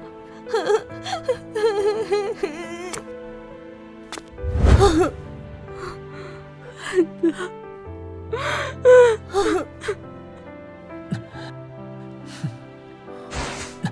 我没事，事到如今，只能把真相告诉。坐下，你先去阁楼。啊！巴贝特·琼斯，你已经死了。其实，我也回忆起了不少当时发生的事，只是脑袋浑浑噩噩的，难以将它们串联起来。我在阁楼上，被人，难怪人们都躲着我，我还自以为是的收留了那么多受伤的孩子。他们也是死人，只是些残缺的灵魂。汉德看不到他们，因为他们被你带到了这所气场特殊的房子，所以暂时没有消失。汉德，为什么哭？来和我们一起玩呀！不过他们没有所谓的执念，消失是早晚的事。那我的丈夫和孩子，他们还好吗？其实你已经你已经死去100多年了，你的孩子和丈夫早就已经不在了。自从得知你被人杀害，魏祖月的孩子也被人取走，你的丈夫就疯了，然后死在了异乡。杀害你的凶手已经认罪，因为自己无法生育，所以盯上了孕妇。但你的孩子太虚弱，几天就夭折了。是吗？我再也见不到他们了，我到死也没见到他们，居然过去这么久了。执念已经解开，明天天亮之后，你就会彻底消失。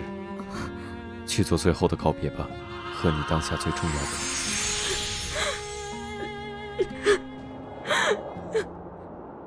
那是什么？可怜的孩子，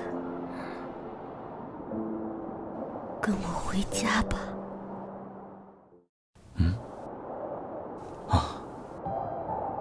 下雪了。怎么了？只是1晚而已。是啊，就只剩1晚了，我也很快会迎来这么一天，像雪一样消失。我还以为你会直接杀了他呢，这次是为什么？看心情而已。为什么要露出这种表情？在我看来，能够告别是件幸福的事。为什么没有多看一眼呢？那是我们最后一次对话。怎么样，黑泽尔？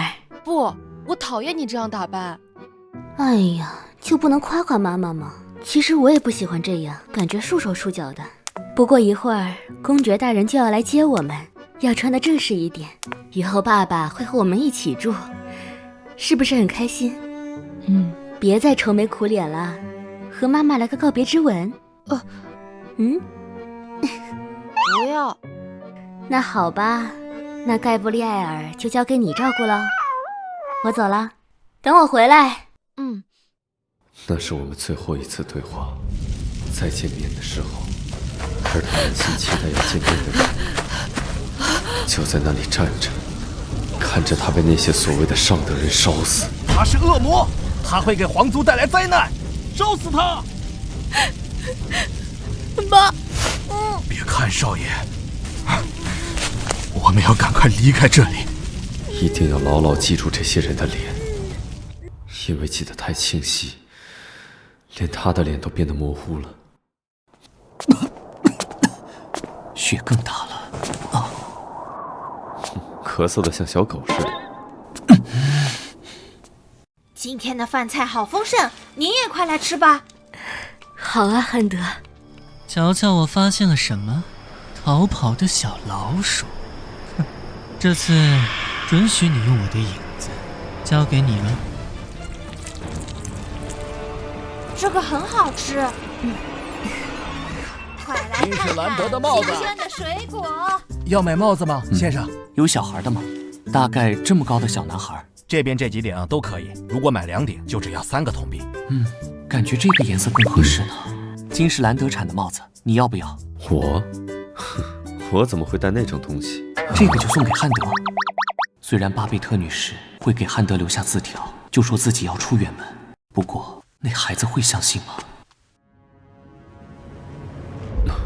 怎么了？这屋子有东西来过。看，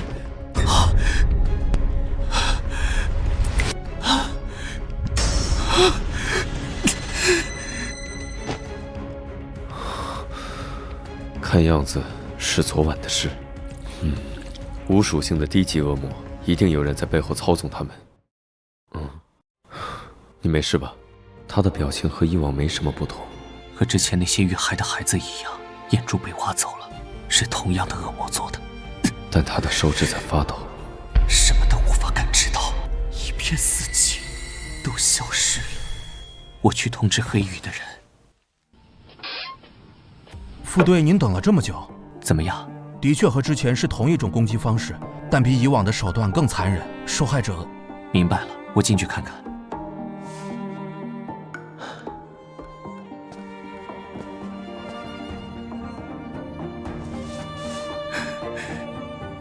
这都是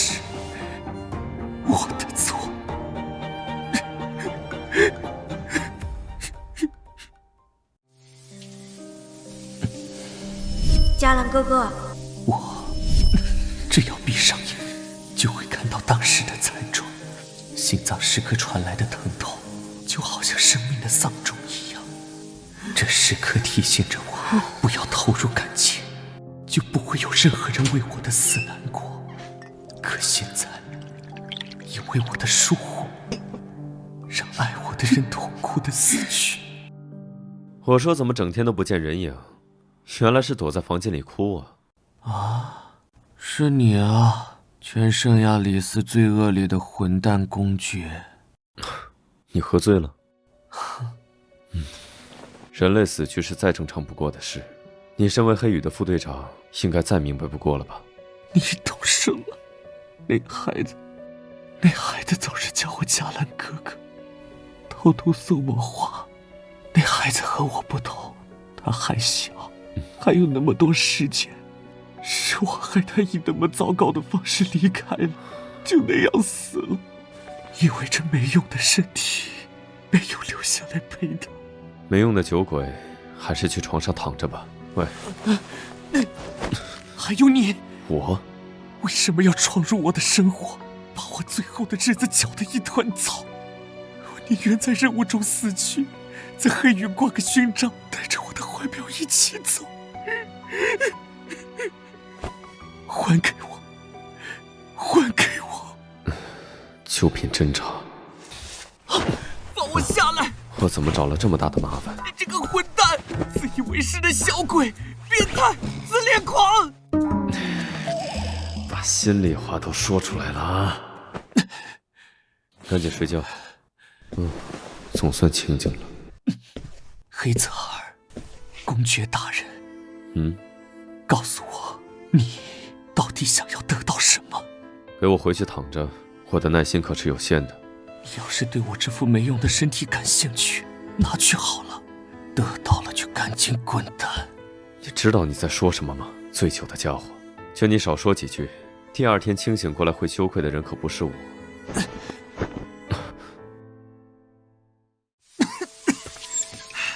清醒了吗？还要继续吗？后悔？晚了，我可不是什么绅士。给你2个选择，用你的这里解决，或者这里，选好了吗？走开！我要出。好像在水里一样。仁慈的我，给你第3个选择。他的声音从很远的地方传过来。给我看，出来就放过你。怎么办？3、2、1，就连站起来的力气都没有。看样子一个都不想选啊！既然你不想选，我就来帮你选。不是没用的身体吗？既然如此，又有什么好在乎的？的确，没什么好在乎的，没什么，狼狈又可笑。这味道真的是，整个浴室都是，我真是作茧自缚。你这样要做到什么时候？别了，这样可方便多了。应黑暗之妖，以地狱之名，日食之戒，告诉我们那个被阿斯莫德大人寄生的孩子身处何处？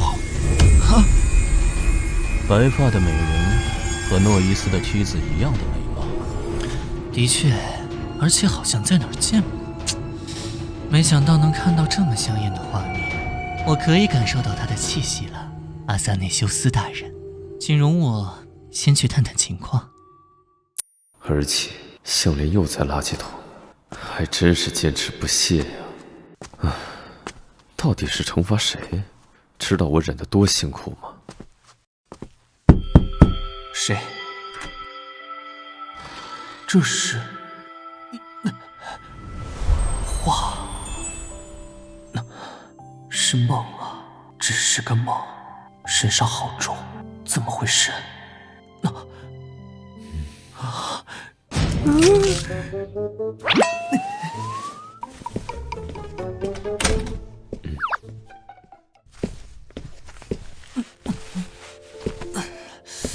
肩膀这里好痛，肩膀，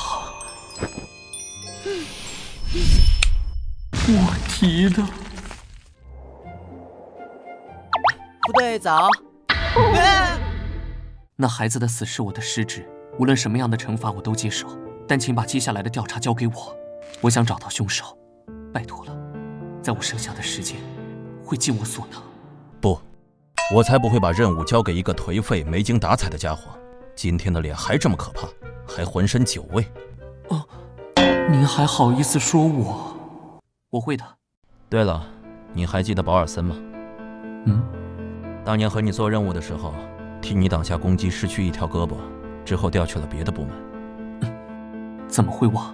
他说今天会来，希望能和我们几个见个面。是有什么事吗？好像是要来商议什么案子。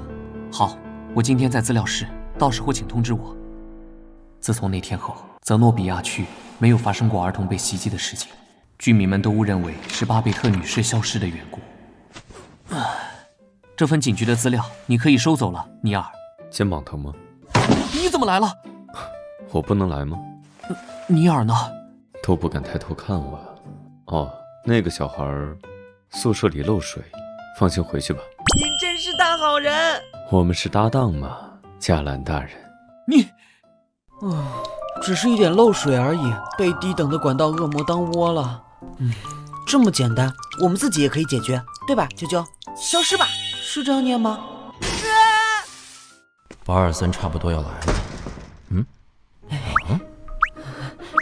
怎么回事？你是怎么搞的？对不起，这么狼狈的样子被队长看到了。队长在担心吗？我在等尤娜过来，她已经去医疗室取药了。我让她来办公室找你。谢谢。所以你去修管道，反而把宿舍淹了，还滑倒被灯砸到了头，脚也崴了。是，衣服都被淹了，所以只能这样走回来了。吓我一跳。给。我还有事，你在这里等着。好的。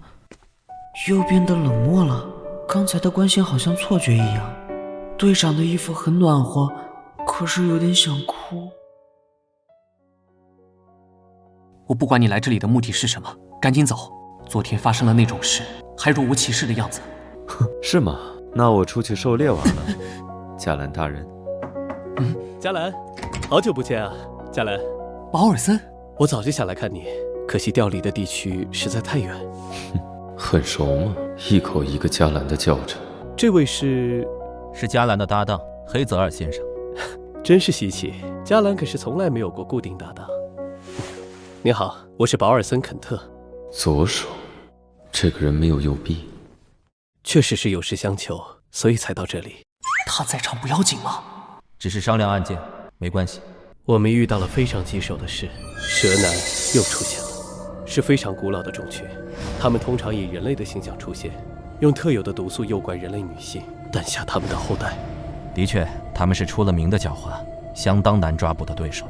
除了繁衍时期都生活在丛林中，任何缝隙都可能是他们的藏身处。受害人被发现时浑身赤裸，身上会有部分组织消失，推测是蛇男带走所谓的战利品。蛇男为了繁衍，通常都不会杀人，这次怎么这么反常？我们也很疑惑。事态紧急，为了确保抓捕行动万无一失，才特地来请求总部支援。这个行动，加兰是最适合的人选了。我？感谢你答应我的请求，加兰，你救过我的命，只要你开口，我一定会帮你的。等案件办完，我们像之前那样去喝酒吧。喝酒？最近都不想喝酒了。原来之前经常去喝酒啊。是我无礼。您就是黑泽尔公爵大人吧？公爵大人，我曾经在女王的加冕礼上见过你，刚才没有认出，真是失礼。女王加冕，这么说来，你也不是普通人吗？保尔森，这是内部的安排，公爵不希望公开自己的身份。抱歉，是我说了不该说的话。还有你们两个，我们不会往外说的。放心放心。你们两个去办公间等我。哎，我会处理这个问题，不要担心。生气了？刚才还以为场面要失控了呢。虽然刚刚那个表情只是一闪而过，立刻又变成了那副高高在上的样子。和那家伙待久了，虽然性格恶劣，人又变态，但没有摆过贵族架子。我也忘了，他是圣亚里斯的贵族，本来就是要时刻恭敬的身份。那为什么要生气？难道他讨厌这个身份，然后被保尔森说出来了？不至于因为这个原因就把保尔森杀死吧？还是问问比较好。因为昨晚的事，对宿舍产生了心理阴影。关于保尔森，他曾经也是黑羽总部的队员，他这个人就是这样，观察到了什么就会直接说出来，并不是故意的。你刚刚为什么生气？难道是因为他暴露了你的身份，让别人畏惧你，影响你玩弄人了？差不多吧。我讨厌赋予我这个身份的人。还真是，遇到你就是我倒霉的开始。赋予他身份的人是你的父亲，沃尔德伦公爵。这就是你一直生活在圣亚里斯边境的原因吗？是啊，那个懦弱的人畏惧我，可惜又无法生出其他的子嗣，只好让我在边境长大。我好像在揭人伤疤一样。作为交换，也告诉你一件事。什么？你想知道什么？等价的秘密交换，我都会告诉你。哦，居然说出这样的提议，这么心软可不太好。我想知道，为什么留长发？故作镇定的样子，后悔好心的交换了。不过，这可不是什么打趣，留在指尖的触感，让我时不时想起来。我的确想知道。这是因为我的妈妈，你抢走的怀表上面的人就是她。嘉兰的头发软软的，又滑滑的，摸起来像小动物一样。如果剪掉就太可惜了，对吧，亲爱的？就这样，就这样，这算是一个念想吧，再也回不去了。嘉兰的头发软软的，又滑滑的，摸起来像小动物一样。闭嘴！长头发很适合你，所以那个计划才会来找你啊。抓捕那天不准过来。看我的心情。这到底是什么情况？脚既然崴了，这几天就别随便走动了。好。喂，现在都流行办公室恋情吗？他身上还披着队长你的衣服，别以为我看不出来。上次那个管理员就不错，也许我该试试。尤娜，那天的计划需要你到场。好的，这几天我也会回去好好研究一下蛇男的毒素，会对该种类制定出针对性方案的。这几天就先去我那里住。简直不是人干的活。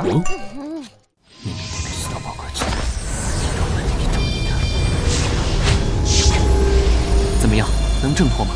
如果是蛇男的程度的话，是无法挣脱的。从哪儿找出这么奇怪的？这可是黑羽曾经记载的针对蛇男的咒术，要反复练到熟练才行。缺点是害怕水和火，对普通人也有一定的危险性，所以到时候的抓捕要到房间里进行。这弱点未免也太多了点吧？反正蛇男又不知道。无论是人或物都会有弱点吧，就像你也不例外，只是我不知道而已。那么怎么感谢我？什么？辛苦陪你练习，不知道感谢吗？你答应的时候又没说。给，和你主人一起吃吧。恩将仇报啊。吃完饭餐碟你可要自己洗。人呢？镜中的场景明明就在这附近，可是阿斯莫德大人的气息总是时隐时现，难道已经被别人盯上了？